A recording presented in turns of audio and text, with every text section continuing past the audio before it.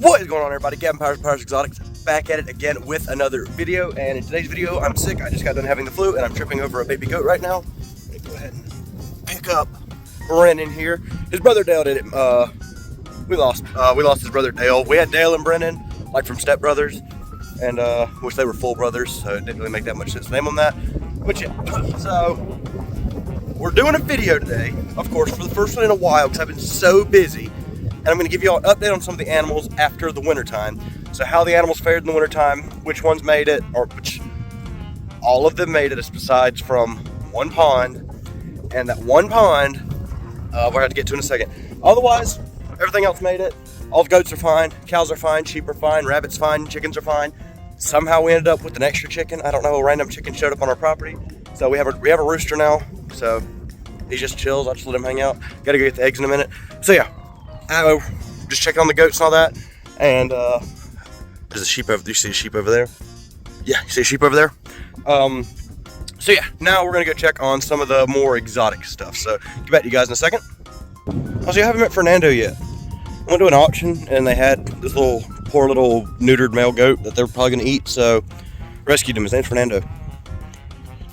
Guinea pig cage is empty. He's inside, so we're good, because right before I moved him inside, right before it even got cold, something happened to one of the guinea pigs. Not quite too sure what happened to him, and so we only have one now, but he's inside doing good. So we're not really going to update you guys on him because, well, he never really had to survive the winter. So here we have the big pool pond that's like 450, 500 gallons on that. You see some of the fish there. Guys, I just filmed a whole segment of the video. I literally, in that puddle, there was a minnow stuck in the old quarantine pond. Grabbed the minnow, put it in here to save it with the rest of the fish, and didn't film it apparently because I forgot to click record. So all the fish are doing good. The koi's right there. One of our little older goldfish right there. Meg, our big goldfish. Our little fantail is here somewhere. I saw him a minute ago. Our silver goldfish, our koi, all the rosy minnows are doing good. And I have not seen the dojo loach yet, but I also never saw it when it was warm out because it just hangs at the bottom of the pond. So confident he's alive because they're from Japan and stuff too. This pond didn't make it. This was my white cloud mountain minnows.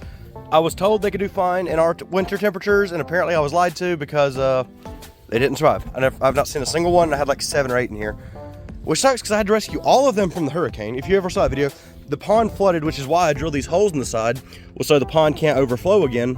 And I was like picking up fish off the ground, saving their lives, and they all died in the wintertime. So that sucked. Just rescued a fish out of that puddle to put in that pond. So yeah, that. And yeah, Hamilton's in here. The skunk, he's doing okay. We're not gonna bother him because I just had him out yesterday. Had a friend over who wanted to look at him, so I brought him out for the friend. And yeah, he's getting an enclosure upgrade really soon. His enclosure is getting moved down there, and he's at a 10 by 10 right now, but he's gonna get a 10 by 20 right next to that building right there. And yeah.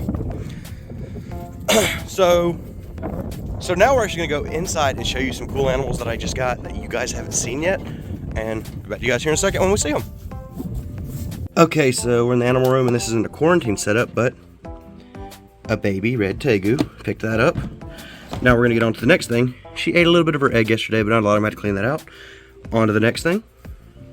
And somebody else who only ate part of their egg. We have an Indonesian blue-tongued skink. Look at this handsome fella.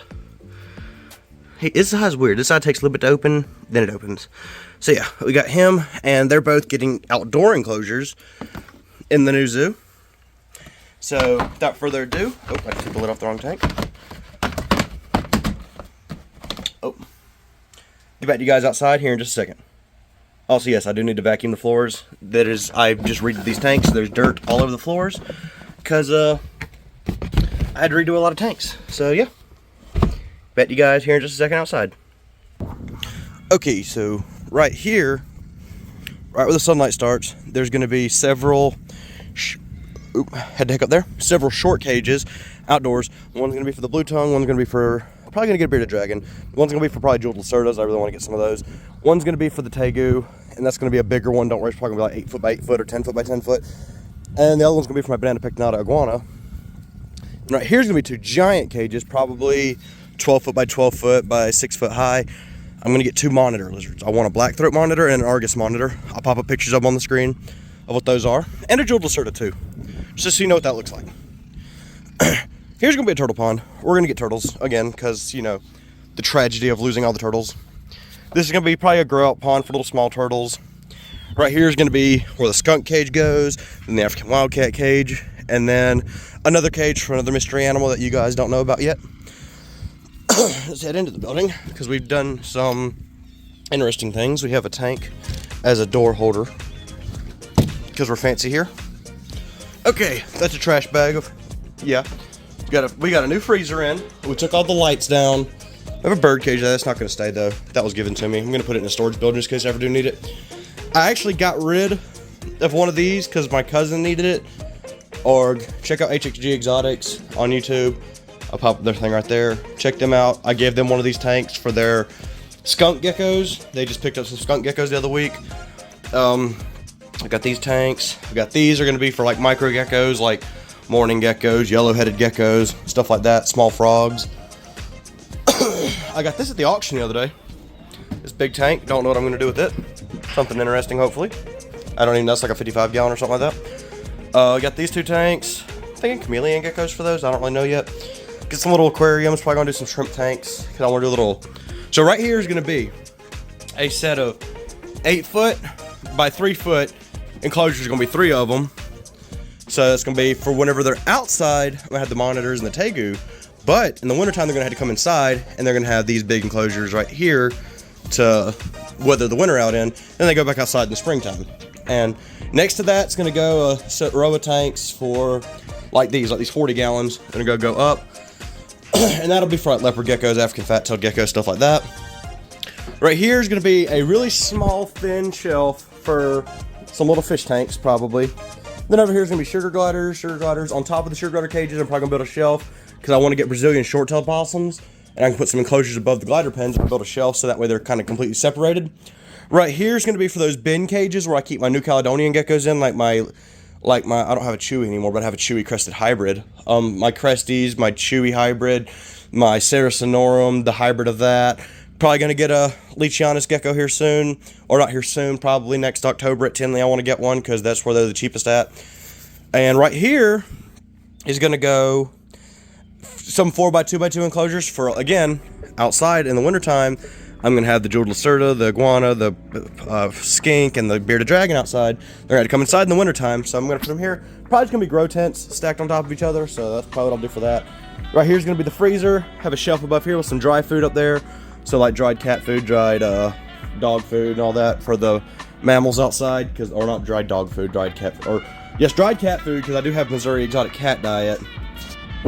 But I also have the Missouri omnivore diet. Probably gonna try Missouri insectivore diet. Probably had to get the crocodile pellets too, because I actually do read that monitors and tegus and stuff actually do like those crocodile pellets, because they're just really, it's just like a meat pellet, so they're gonna like that. Just get that for them, especially on days when I'm really busy and maybe I don't have time to feed them, thaw out some rats, thaw out a bunch of organ meat and all that. I can give them some crocodile pellets and a little bit of meat with it, and that way, just kind of, if I'm in a really big rush, I can just get them fed real quick and not have to worry about it that much. So that's what we're gonna do for that. Also turtle food and all that, because I got the turtle ponds right here. The fish ponds are not getting moved down here. The fish ponds are staying up there because fish aren't covered by USDA right now. So like when the fish are down here, the USDA won't care about them at all. Reptiles aren't even covered by it technically. Like I could have a monitor lizard in a 10-gallon tank, and technically speaking, USDA is not going to do anything to me about it. Which sucks. I don't like that. But here soon they're considering adding them to the USDA thing, which is actually pretty good because that's actually going to mean that they actually get welfare regulations. And yeah, I think when they do that, they're also going to add fish, and I really don't want to comply with guidelines for fish. So they're staying up at the house as personal pets. And plus two, no person with an educational thing is... Kids aren't interested in goldfish, okay? Kids aren't going to come down here to want to come see the goldfish and stuff, because I'm probably going to do like school tours are going to come here and all that. I doubt they want to come look at goldfish, so there's no point moving them up here unless I were to do like a really nice in-ground koi pond. But if I were to do that, I'd have something else big in the pond, like a turtle or like a crocodile tegu, because I don't really want a caiman right now. Some of my friends want me to get a caiman, and I'm like, I don't want a caiman right now. I don't know what would I do with the caiman, and when it got cold, I have nowhere to put a caiman when it's cold. If it stayed our summertime temps, yeah, I'd have a bunch of caimans. I'd put them all, because you can just stick them in a like 10 foot by 20 foot outside cage, stick them out there with the pond, they'd be fine. But no, we get wintertime, and I have nowhere to stick that thing in the wintertime. It'd have to just live in my house, and I don't want to do that.